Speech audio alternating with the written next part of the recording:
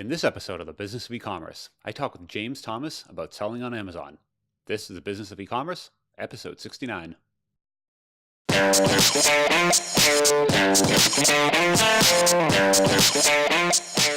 This episode of the Business of E-commerce is sponsored by Drip. Drip is the world's first e-commerce CRM, and it's a CRM I personally use here in the Business of E-commerce. Now, if you're ever in an e-commerce store, you need to give Drip a try, and here's why. They have both one-click integrations with Shopify and Magento, so it's super easy to get started and integrate with. Once you're there, they have all the segmentation, email personalization, and revenue dashboards that you need to give you an overview of how your emails are doing, how your campaigns are performing. But what really sets Drip aside is their visual workflow builder. It allows you to drag and drop different rules and build these workflows on how you want your emails to perform, decisions. It's super powerful. And it lets you get started quickly and build basic rules at first, and then over time you can get more and more complex. So it's something not other automation tools allow you to jump in there fast and then also get more complexity over time with all that power underneath the hood. So if you want to see why other e-commerce store owners are getting from Drip, from other ASPs like MailChimp, Drip is offering an exclusive deal for our Business of E-commerce listeners. They normally have a 15-day trial, but if you sign up with the following URL, they're actually going to give a 60-day trial. So definitely check that out. Just go to drip.com/BOE. That's drip.com/BOE, and you can check them out. Now on to the show. Welcome to the Business of E-commerce, the show that helps e-commerce retailers start, launch, and grow their e-commerce business. I'm your host, Charles Bolesky, and I'm here today with James Thomas. James is a partner at Buy Box Experts, a managed service agency supporting brands selling online. I asked James on the show today to talk about how you can succeed selling on Amazon. So hey James, how you doing today? Thanks for having me on today, Charles. Yeah, thanks for coming on. So first, before we get started, Buy Box Experts, you guys are an agency helping, is it manufacturers, retailers, kind of, what do you guys do primarily? Mm-hmm. So we are today a company that works primarily with brands that are struggling to figure out how to build and implement an Amazon strategy. We used to work with resellers, but we changed the model a few years back and now work primarily with brands. That being said, I also work with resellers through our educational conference, Prosper Show, working with lots and lots of resellers who are struggling to find the best way to become profitable and remain profitable on the Amazon channel as third-party sellers. Okay, so both either direct brands selling their own products or some sort of white labeled version, and then resellers being, complete, just selling other folks' products, running their own Amazon store. Right, and in the midst of all this, there are typically private label sellers that will do a little bit of reselling, or sometimes it's the brand trying to figure out how to build its own direct-to-consumer brand through its own, separate Amazon channel private label. So we've got all these different types of business models that we end up touching in one way or another. And of course, there are challenges with each one of those models. Yep. Yeah, I mean, I want to ask kind of is there one of those that you see being a more successful route on Amazon, or is it something that they could all be successful if done correctly? So I'm not one to tell somebody that their business model is not going to work. I recognize that there are people that understand how to do, for example, retail arbitrage and do that very, very well. And there are companies that know how to identify other people's brands and negotiate good arrangements with those brands so that they can be the resellers. There are companies that do private label brands that actually know how to launch products very, very well on Amazon. That being said, there are lots that try to make their own brands and have absolutely no idea how to do it well. So the reality is all these models can work. The challenge is you have to recognize you need different skills and different processes to be able to make each of the models work. Some of the models are a whole lot easier to scale.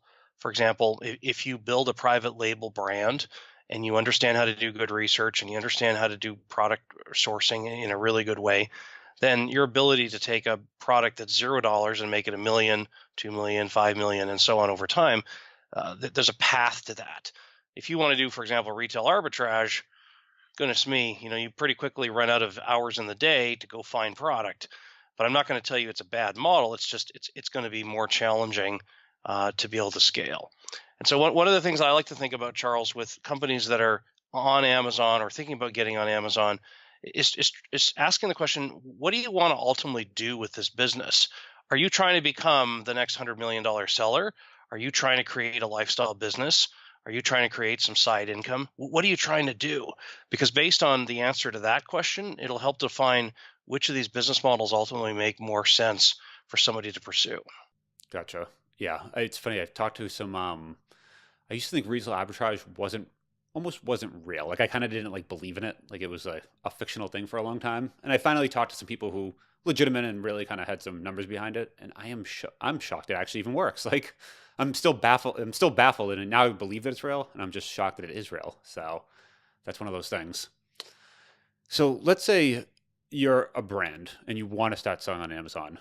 Um, you're selling right now direct through your own channels. You have maybe your own site, that sort of thing. But you want to say, okay, let's give this a try, right? Because Amazon, it is that place where there is a captive audience, and you can, like you said, scale very quickly. What is Before you even decide to give it a try, would you have some Yes. considerations of saying, hey, you don't even want to do this unless X? Like, what should you consider before even deciding to move there? Yeah. Yeah. Great question. So there's at least two or three key issues that any brand needs to think about before they start the Amazon journey. The first question, and it seems kind of like a silly question, but are you a real brand? Do you have a registered trademark? If you don't have a US registered trademark, the reality is when you get on Amazon, Amazon's not going to give you any brand rights. And your ability to do what's necessary to get proper listing optimization and control the content, it's going to be very difficult to do that. So if you really are a brand and you really do have a US registered trademark, and there's no funny business with, oh, we changed our brand name, or the paperwork's not quite buttoned down, until it's all buttoned down, don't even think about getting serious with the Amazon channel. Assuming you have a US registered trademark, and you in fact are thinking that yes, your product can be sold either to consumers or potentially to business clients. Now there's a bunch of other questions you can ask yourself. The next question I would ask is, what kind of margins do you have available to invest in building traffic? Just because you get on Amazon doesn't mean anybody's going to see you. This if you build it and they will come model does not work on Amazon. The model that works is, I need to find ways to drive traffic to my listing on Amazon for anybody to ever see it and pay attention to it. And so even if your product is very successful outside of Amazon in brick and mortar channels or potentially on your own website, that's not going to transfer very easily to Amazon. There's over 500 million products already on Amazon that are already getting, the attention of the Amazon customer. You come along as the 500 millionth and first product, nobody cares except for you. And so if you want somebody else to care about it, you've got to have margin available to do advertising. Today, most brands on Amazon are spending those advertising dollars within Amazon on the Amazon advertising platform. Now, you may also have a large Facebook following, or you may have email lists, or some other mechanism by which you can drive traffic to your listings. But unless those things are in place, it's totally normal to expect that 30-40% of your retail dollars are going to go back into Amazon advertising, at least for the first 3 to 6 months while you build up traffic. For a lot of brands, they don't have 30 to 40% of their retail dollars available to put back into advertising.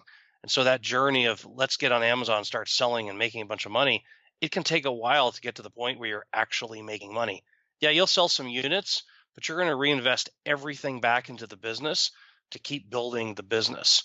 And so all of this boils down to, do you have the margin, and are you willing to set realistic expectations about how long it's going to take before you're A, selling a lot of units, and B, actually making money on the units you're selling? So for companies that are looking to make a bunch of money in less than 6 months with products that really aren't that differentiated from a bunch of other companies who have similar products on Amazon, this is a wake up call. And the reality is you're not going to meet those expectations. So you've got to think long term. You've got to think about, how do you build a good infrastructure with high quality listings, the right kind of traffic, and so on Amazon to build your business. And then we can start talking about, okay, let's jump into the deep end on this Amazon channel. Okay, a few things I want to dig into there. I was taking some notes while we were talking. So first, Sure, for folks sure. that for folks that don't know, having a registered brand on Amazon, what rights does that give you above and beyond like being actually brand registered? So in some ways, they're sort of synonymous. You can't get brand registered on Amazon unless you have a U.S. registered trademark and you have the paperwork. You could also have a Canadian trademark, you could have a Mexican trademark, but you've got to have actual legal documentation that shows you've got a trademark. One of the challenges that some manufacturers who decide to go into Amazon run into is they may have a trademark for their company, but they don't have a trademark for the consumer brand names that they're using, or vice versa. Or, some companies will say, we want to go into Amazon and we want to sell, but we don't want our existing retailers to know that we're there. So we're going to operate under some other brand name. Okay, well, do you have a trademark for that brand name? All that is to say, if you have the paperwork that allows you to go to brand registry, which is the free program Amazon offers to brands to demonstrate that they are the authoritative owner of the brand, that will allow the brand to be able to contribute content into the Amazon catalog and lock it down so that other companies can't come along and change it around. Gotcha. So then you own that page. That is yours. You're the one that can control that as long as you're brand registered. You own the ability to lock down the content, meaning other people can still sell on your listing.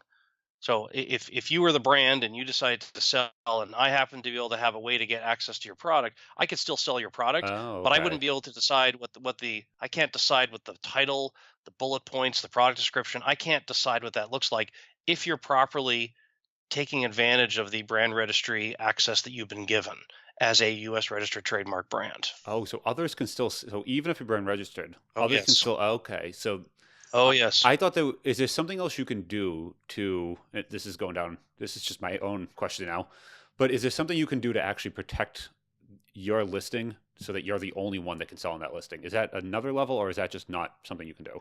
So I think what you're asking me is, can you gate your brand so you're the only seller of your brand? Correct.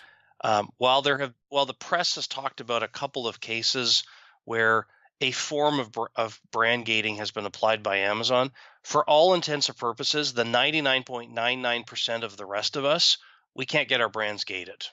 And so what that means is you're going in as a brand into brand registry specifically for the purpose of controlling how your brand is shown to consumers. You are not using that tool for the purpose of controlling who actually has the right to and is able to sell the product on Amazon. Okay, so I guess the stories, and I think we've kind of all heard them before, right? Where if somebody else starts selling a product under a certain listing, that's a story where Yes. you have not given them permission to actually sell your product. They're selling like their own product that looks similar-ish under your listing, and that's the thing that's not okay, right? But if you've given them permission to sell your product, then they can sell it on Amazon. So let me tease apart because there's a few issues here. Amazon is an open marketplace where anybody showing up with product can sell a product. There's a few minor restrictions, but basically anybody that shows up with product can sell it. So if I get a birthday gift from my grandmother and I don't want it, I can turn around, open up an Amazon account, and I can start selling that product. Now, granted, I have one birthday gift unit. I don't have a truckload of it, but if I happen to have a truckload of your product that I got through some clearance or discount or secondary channel, and I decided to put it up on Amazon and start selling it, that's my business and you can't do anything about it. So that's issue number one. If someone comes along and decides to squat on your brand, that is to say, they choose to apply your brand name to their product, when in fact you don't make the red version of your product, you only make the blue version, and they're selling the red version under your brand name, that's called counterfeiting. That's called using someone else's brand name and trying to represent your product as being that brand. That's not allowed.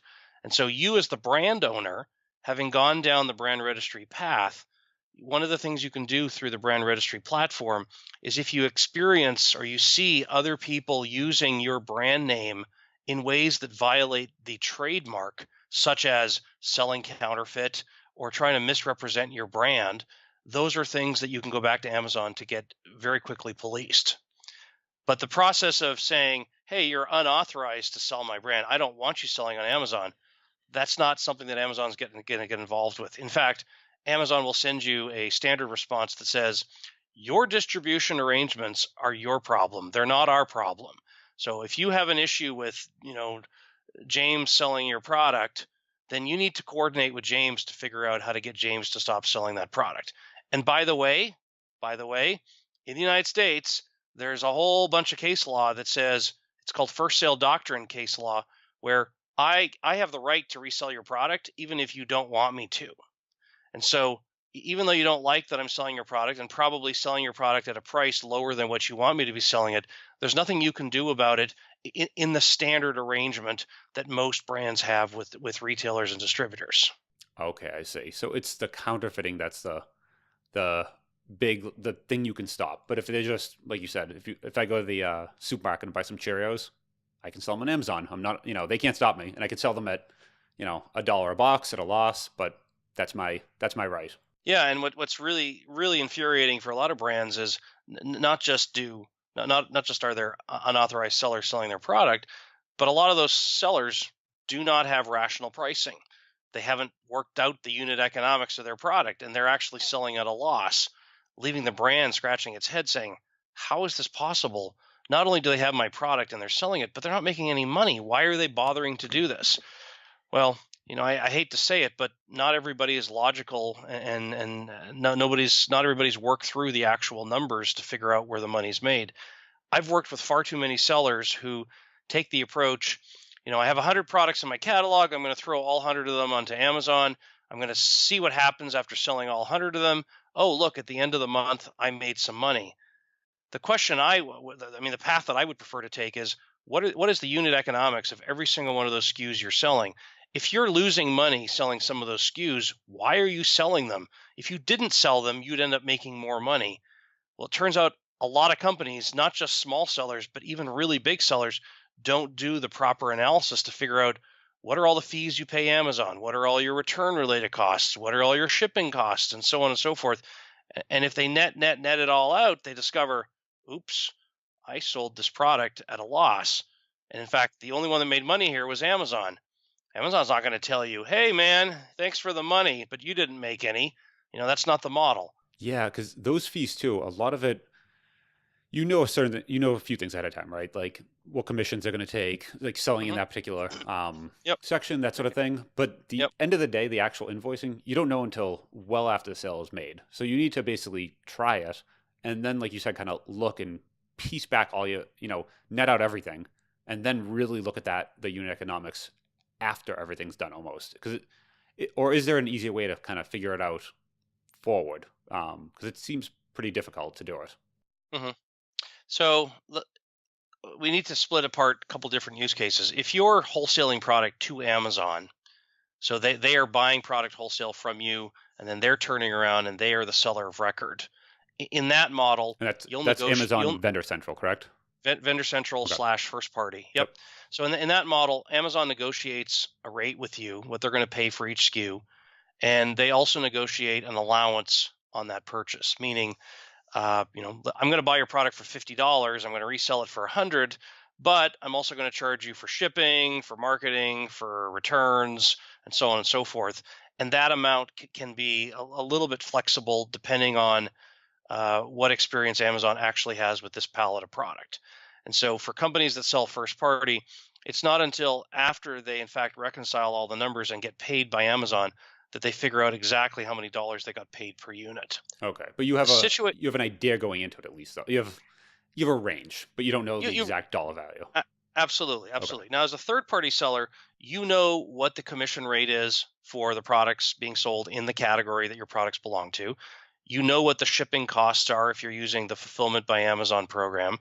You can see what the inbound shipping costs are into Amazon. All that stuff you can see. And obviously, you know your COGS, so that's not a problem. Where things become tricky is you don't know what the return rate's going to be on your products. You don't know of the products that are returned what the write-off rate is going to be on those products. How many of those products that are returned are basically ready to be thrown in the trash versus can be spiffed up a bit and put back up for sale either as new or used like new type products. The other issue that a lot of companies that use third party completely overlook is overhead. You have to turn the lights on at your office. You need to spend money potentially, sourcing product, going on trips to talk with manufacturers. You need to do product development. You need to do all that kind of good stuff. Okay, So how are those costs being allocated back to the individual unit sales that you're doing on Amazon? For a lot of brands that spend most of their time selling exclusively on Amazon, there is an owner who has to turn on the heat. There is an owner who has to get, registration for their company. All those things cost money, and yet that overhead doesn't necessarily get properly allocated. And so what they discover is, and I mean, the model that I like to use is figure out what all that fixed cost is, and then allocate it to the number of units that you've sold in the last 6 months or the last year or what have you.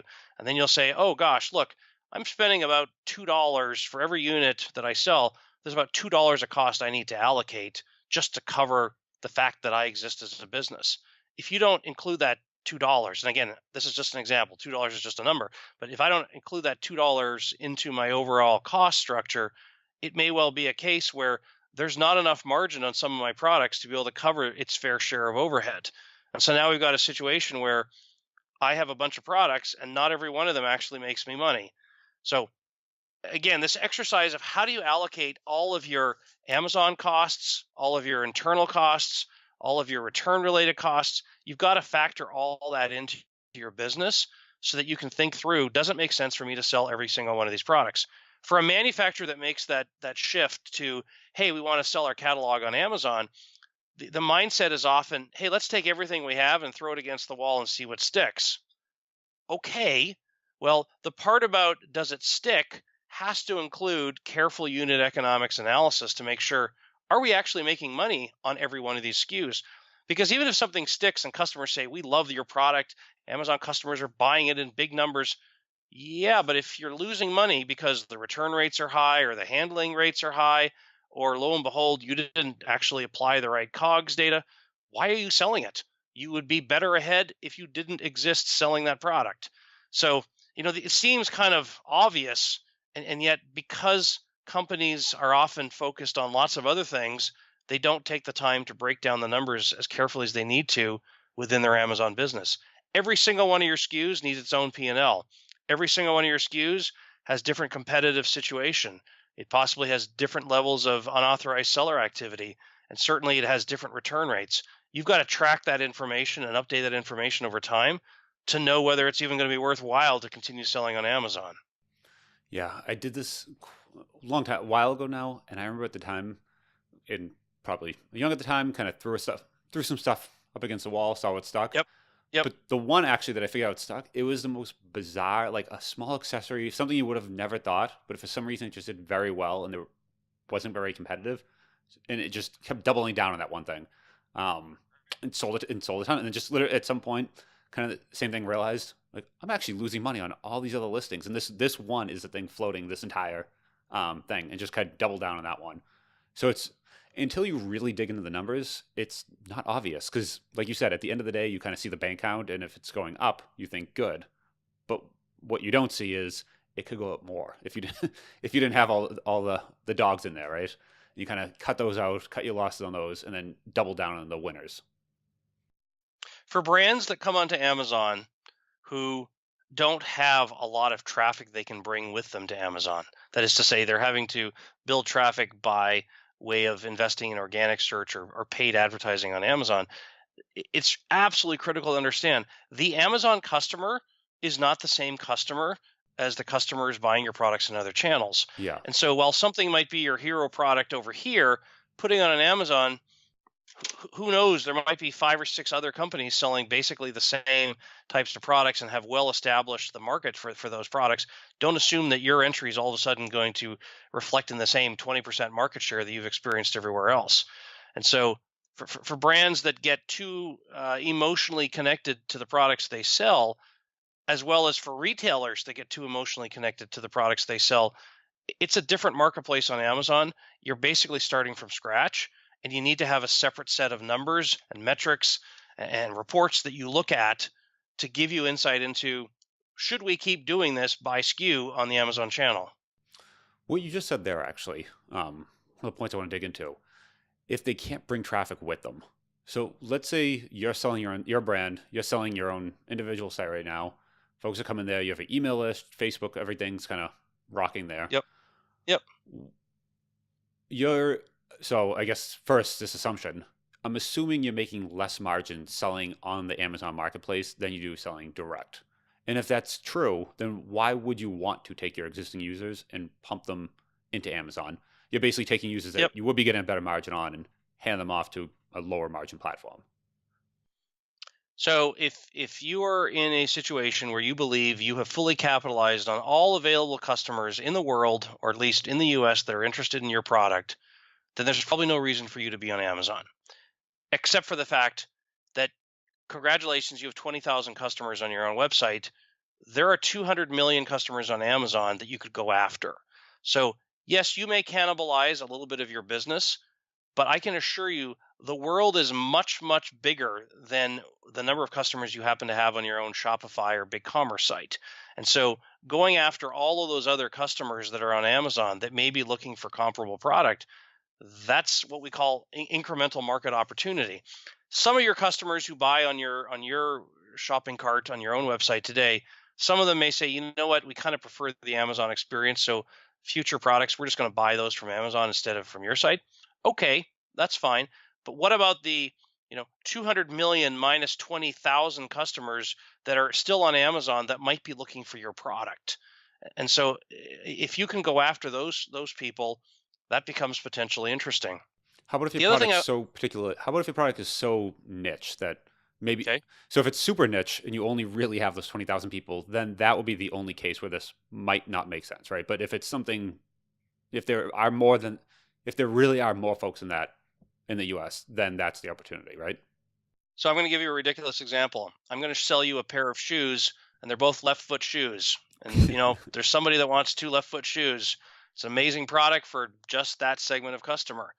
While you may have gone out there and you may have advertised to the world that you sell a pair of left foot shoes and people can buy them, some people will have seen that because you bought some Google ads, and sure enough, you managed to surface high enough in Google ads that when somebody searched for two left foot shoes in a box, there was your company.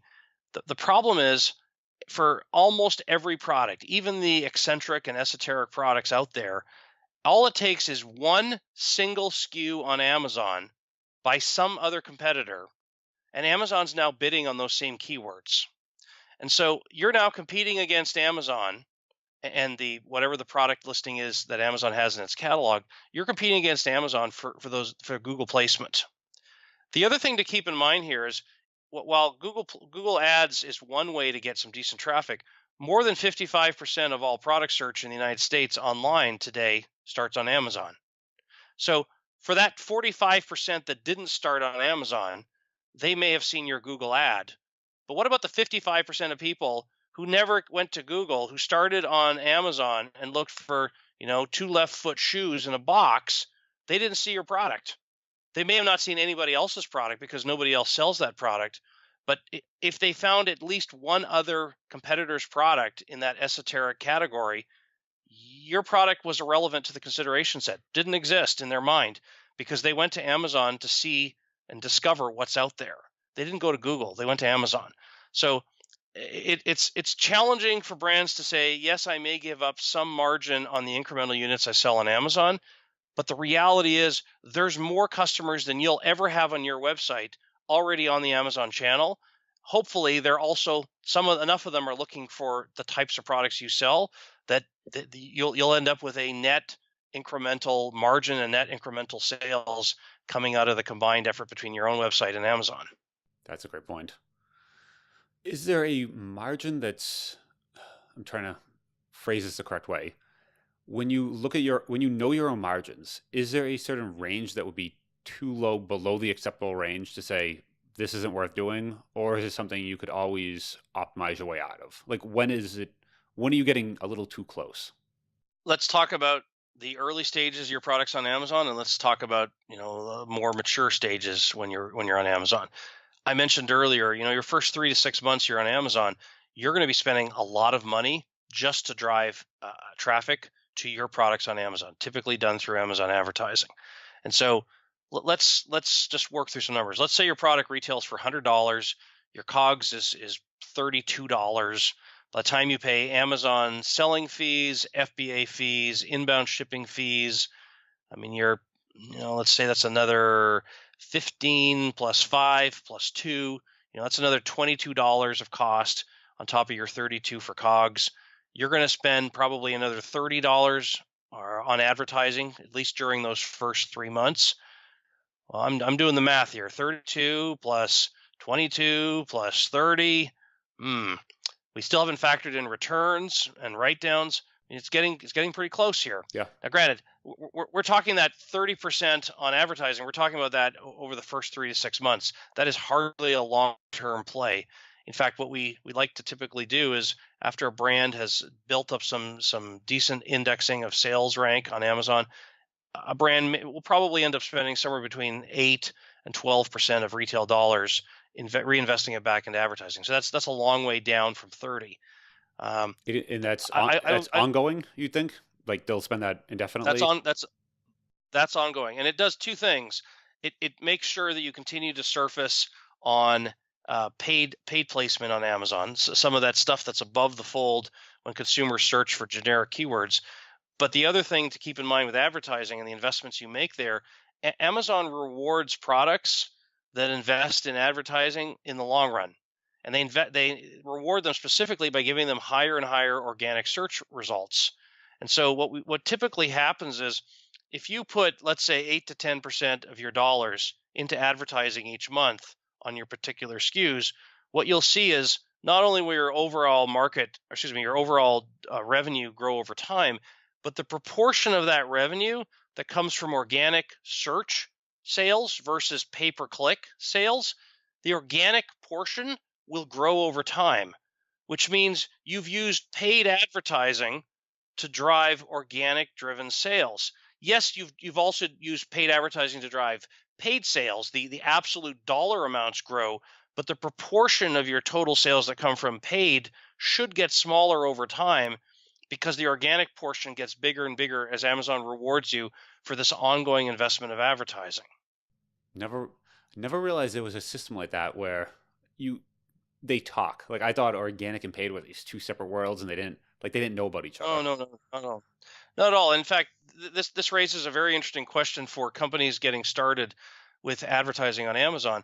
Amazon has this metric called ACoS, the average cost of sale, and it basically says, okay, how many dollars did you spend on advertising and how many dollars of sales were generated directly from that advertising? So if I spent $10 on advertising and I got $30 of sales from that $10 of advertising, then 10 divided by 30, or 0.33, that's my ACoS. So 33% is my ACoS. 33% is pretty high as a long-term number.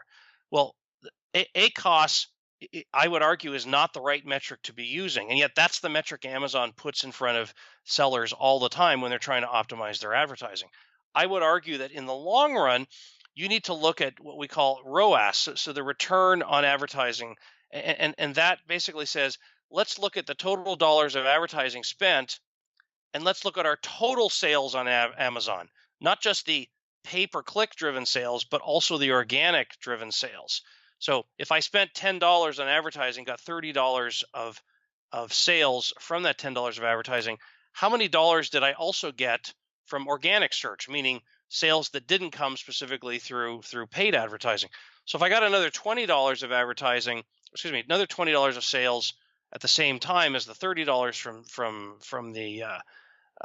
from the advertising driven sales, so it's 10 divided by 30 plus 20, so 10 divided by 50. Well, that 10 divided by 50, that ratio, that ROAS, as long as that remains consistent or starts to decrease over time, at some point, you should continue to invest as much as you possibly can in advertising if your organic search sales are continuing to grow as a proportion of your total sales. I can find ways for you to spend $500,000 a month on advertising if it means you're going to get millions of dollars of organic search driven sales. And so for brands that are starting off new on Amazon, a lot of them take the mentality, okay, I only have this many dollars to spend on advertising. Okay, that first few months when you're investing to build traffic on your listing, that totally makes sense. But as you start to build up sales and you start to get to a point where you have a decent volume of sales every month, are you still in growth mode? Are you in maintenance mode? What are you trying to do with this Amazon channel? For many brands, unfortunately, they get to a point where they're saying, okay, if we could only sell 1,000 units a month, then we're happy. All right. So you got to 1,000 units a month. Now what? Well, we're going to turn off our advertising. Okay. Well, what's going to happen is obviously your pay-per-click driven sales are going to go to nothing, but your organic search sales are also the total, the absolute amount is also going to start to drop because you're not being rewarded in organic search for the fact that you had advertising in the first place, because the advertising has now gone away. So it's strange to be in a situation where you put your foot on the pedal for advertising, and that actually helps drive not just advertising but also organic search. So I like to see brands ask the question, what does it cost us to continue to grow on Amazon? How much money or what proportion of our sales are we willing to reinvest to keep growing? If you wanted that 1,000 units of sales a month, because in your mind that's success, okay. But I would say to you, well, how many units are out there for you to go get? What if I said to you there was 100,000 units available if you were willing to continue to invest in building your brand? Well, you should be investing more and more advertising every month as your total sales grow every month. As long as that proportion of dollars you reinvest and total sales revenue you generate, as long as that doesn't get out of whack, where you're continuing to overinvest in advertising, you should just keep spending money on advertising and keep building this. How do you think a brand gets to the point that they are selling 100,000 units a month? They didn't go from 0 to 100,000. They had to build up over time.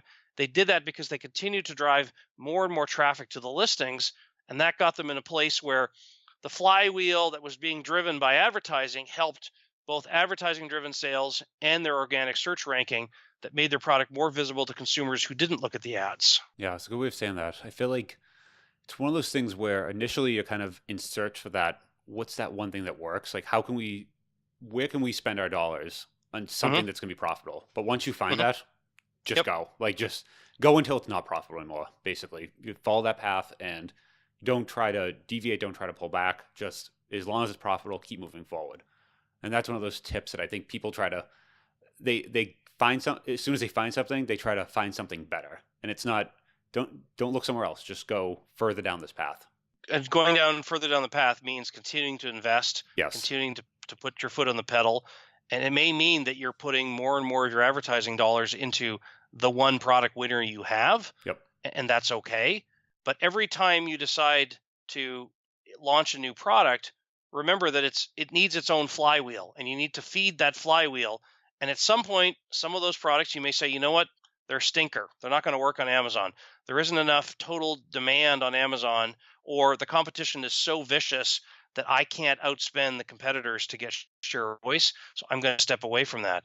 But if you do have a product that's a winner, keep going and track that ROAS, which is total advertising dollars divided by total sales, not just advertising driven sales, but total sales, and track that every week, every month. And as long as that remains either constant or starts to drop a little bit over time, that's a good situation. If you get to the point where you're getting diminishing returns on extra investment you make in advertising, at some point you may want to pull back a little bit on the advertising and say, we think we've got to a stable state on this product. Now let's take our extra advertising dollars and potentially invest in building up some other product. Awesome. Yeah, totally agree. That's I think the flywheel concept, I think, is the visual too. One, just try to grow the flywheel and bigger until it kind of maxes out. And at some point it will, but until it does, keep your foot on the gas. So awesome. Yeah, and it has to be a flywheel by SKU. It's not a flywheel for your Amazon business. It's a flywheel by SKU. That's a very good point too, where each one, I like what you said, each SKU is almost its own little business in itself, because it's going to have its own numbers, its own margin, its own competitors. And the competition on SKU A versus B, they're totally different. They have nothing to do with one another.